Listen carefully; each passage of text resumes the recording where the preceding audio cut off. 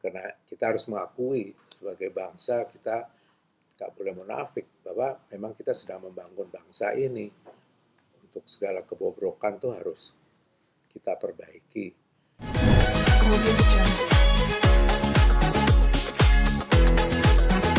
Berarti dari Pak Guru sendiri setelah gugatan itu waktu 2014 hingga sampai saat ini gitu Pak, belum ada komunikasi sama kedua belah pihak atau seperti apa? Belum. Sama sekali nggak ada komunikasi. Nggak ada. Berarti eh, total tadi yang 35 miliar itu tetap masih belum bisa dibayarkan ke pihak Pak Suantara itu. Ya, karena ceritanya kan udah lain.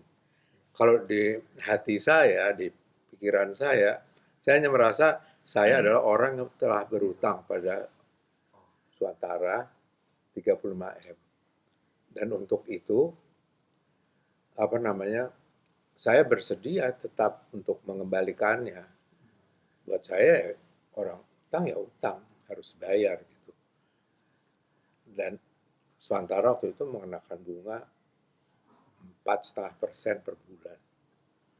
Itu kalau memang masih kayak gitu, tetap akan saya usahakan. Paling tidak saya punya ikhtikat akan menyelesaikan utang itu. Tapi kan udah berubah-ubah jadi apa soal AJB, soal apa udah jadi bukan soal 35M itu lagi. Dan juga tadi mungkin saya belum selesai cerita waktu ketemu sama Suantara tuh saya bilang nggak pernah akan mau jual rumah ini gitu. Akhirnya dari Suantara mengatakan gitu, ya udah kalau Mas Guru gitu apa namanya, tapi tolong carikan saya rumah di sekitar Jalan Sriwijaya ini. Yang pada tahun 2011 itu rumah sekitar Jalan Sriwijaya ini pasarannya tuh udah antara 150 miliar sampai 200 miliar. Kalau dihitung matematika, kan angka yang timbul tuh cuma 35 miliar plus bunga deh bisa berapa bulan waktu itu. Terus juga kemudian ada cerita 16 gitu. Katakanlah 16 ini ditambahkan. Itu aja cuma berapa sih? Arti 35 tambah 16, 51 gitu. Sedangkan dia minta ibaratnya ganti uangnya tuh 150 eman gitu. Nah ini yang aku sekarang, apakah ini yang moral Pancasila itu seperti itu? Jadi sesama saudara sebangsa gitu, seperti nggak ada empati gitu loh. Pasti nggak. Pak Guru sendiri kan tadi bilang duit 16 miliar itu nggak pernah merasa diterima gitu sama Pak Ya, Guru sendiri. Itu waktu itu sempat nggak mempermasalahkan atau seperti apa gitu? Itu kejadian itu. ya saya kan menurut alurnya aja kemudian apa-apa soal dibawa oleh Susi ke pengadilan, apa segala macam gitu-gitu. Yang akhirnya saya kan menggunakan apa pengacara dan mereka pihak sana juga ada pengacaranya. Jadi ceritanya bergulir sampai seperti yang sekarang terjadi gitu Jadi loh. memang Pak Gurunya sendiri memang nggak ingin memperpanjang masalah yang untuk 16 miliar itu, yang penting fokus di yang sebelumnya itu ya Pak ya? Yang bergulir-bergulir jadi bergulir itu. Kan saya percaya dengan apa yang saya telah beri kuasa pengacara saya ini. Yang secara hukum, saya kan orang awam hukum mestinya gitu ya. Tapi beliau kan ahli hukum, udah tahu bagaimana seharusnya gitu. Nah, Pak Simon sendiri, langkah selanjutnya apa sih Pak dalam menangani kasus ini sendiri sebagai kuasa hukum dari Pak Guru? Ya, ini yang kami harapkan pengadilan tidak boleh melakukan eksekusi di luar dari amar atau diktum putusan itu. Karena ini kalau itu ya dia melanggar ajas. Ajas eksekusi dalam hukum perdata itu hanya barang atau benda yang ditunjuk dalam putusan itu. Nah, tanah tidak ditunjuk sebagai objek yang harus dieksekusi, yang diperintahkan untuk diserahkan kepada Susi Angka Wijaya. Yang diperintahkan kepada Mas Guru itu hanya rumah.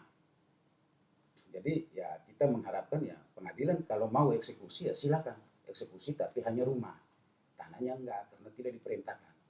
Mungkin saya kasih lihat teman-teman supaya bisa tahu semua, karena ini juga penting. Selama ini kan tidak pernah terbuka bahwa eksekusi itu ditetapkan itu melebihin atau tidak amar putusan. Jadi ini bisa di zoom, ini putusan, amar putusan yang ini kan dia mengadilin, bisa terang. Nah, mengadilin, kemudian di petitu, di amar putusan poin 3 itu dia ini nih, poin 3 ini jelas ini hanya sebut rumah. Ini hanya sebut rumah ini. Tidak pernah memerintahkan Guru Soekarno untuk menyerahkan tanah. Nah, ini kemudian, ini kan sudah jelas, menghukum penggugat hanya rumah, mengosongkan rumah dan menyerahkan kepada Susi Angkawijaya. Tapi rumah. Kemudian, yang jadi persoalan yang Mas Guru merasa dia dijolimin itu juga, ini di penetapan. Penetapan nomor 95 ini. Nah, penetapan di nomor 95 ini, dia menambahkan lagi, di terakhir ini, dia menambahkan sesuai sertifikat nomor 92 garing Selong, surat ukur 388 garing 1956. Nah, ini kan jauh, beda sekali kan, kalau dibandingkan dengan ini, amar putusan, ini dua-duanya ini amar putusan dengan penetapan eksekusi, ditambahkan lagi oleh Jurusita Pengadilan Negeri Jakarta Selatan dalam berita acara eksekusi ini supaya bisa terang benderang, ini ditambahkan lagi dengan batas-batas tanah. Jadi sebidang tanah dengan batas-batas tanah. Nah, inilah yang dipersoalkan oleh Mas Guru. Beliau dalam putusannya diperintahkan hanya rumah, kenapa dengan batas-batas tanah? Kemudian ditambahkan lagi surat pemberitahuan pelaksanaan eksekusi pengosongan. Itu sertifikat, kemudian dengan akta jual beli, surat akta pengosongan. Ini ditambahkan lagi seperti begini.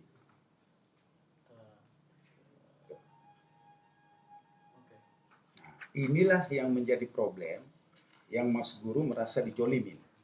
Nah, terhadap kelebihan semua ini yang melebihin amar putusan penetapan, berita acara eksekusi ini, kami sudah melakukan upaya juga surat protes dan keberatan kepada Mahkamah Agung.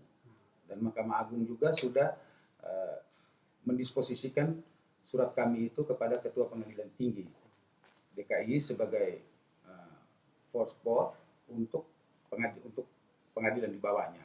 Nah, dalam surat itu Mahkamah Agung juga sudah menegaskan, surat tanggal 15 Juli, Mahkamah Agung juga menegaskan bahwa kepada Ketua Pengadilan Tinggi DKI untuk mempertimbangkan, kemudian melaporkan hasilnya kepada Mahkamah Agung. Ini suratnya. Ini belum ada hasil pemeriksaan dan hasil pertimbangan dari Pengadilan Tinggi untuk dilaporkan ke Mahkamah Agung dan tembusannya kepada kami selaku pengacara dan Mas Guru sebagai prinsipal. Muncullah surat perintah pengosongan yang tadi. Jadi belum ada, jadi seperti saling kejar mengejar ini. Surat dari PT belum turun, Selatan harus cepat melaksanakan eksekusi pada tanggal 3. Gitu. Kemudian kemarin juga, ya kita lagi ajukan surat juga untuk ke Mahkamah Agung supaya ini banyak hal yang janggal. Janggal mulai dari penetapan, eksekusi, kemudian berita acara sita eksekusi, kemudian penetapan pengosongan, kemudian pemberitahuan pengosongan, semua ditambahkan semua. Inilah yang jadi masalah yang harus diselesaikan. Berarti gitu. Dari pihak Pak Guru dan Pak Simon sendiri sudah melakukan tindakan gitu dari kelebihan-kelebihan yang ada di amar putusan itu. Iya, itu persis kami sudah lakukan upaya itu semua, tetapi upaya yang kami lakukan itu belum ada jawaban. Pengadilan Jakarta Selatan ya mengeluarkan perintah pengosongan. Itu masalahnya itu. Dan itu ya kita ya nggak mungkin kita mau tunduk pada penetapan itu karena penetapan itu sudah bertentangan dengan hukum. Kalau menetapkan memerintahkan Mas Guru supaya mengosongkan rumah ya kita tunduk, kita serahkan. Tapi tanahnya kan tidak karena tidak diperintahkan dalam amar putusan. Itu. Jadi mungkin terakhir Pak Guru sendiri siap untuk menghadapi eksekusi tanggal 3 nanti. Ya, apa saya nggak mau bilang siap nggak siap ya, tapi hal tersebut sama sekali tidak apa namanya tidak bisa saya terima. Dan buat saya itu sebagai pribadi saya menganggap itu saya dilecehkan. Tapi bukan saya saja yang dilecehkan. Kalau menurut saya ini juga ada pelecehan hukum. Kalau sampai itu terjadi tanggal 3 itu nanti. Di sini mungkin juga saya menambahkan, sebetulnya juga bukan dari ini aja. Dari awal-awal ini perkara ke pengadilan, ya, nyata gitu. Saya terima kenyataan bahwa di tiap tingkat pengadilan saya kalah. Dari pengadilan biasa, pengadilan tinggi, Mahkamah Agung, dan seterusnya. Saya selalu kalah. Gitu.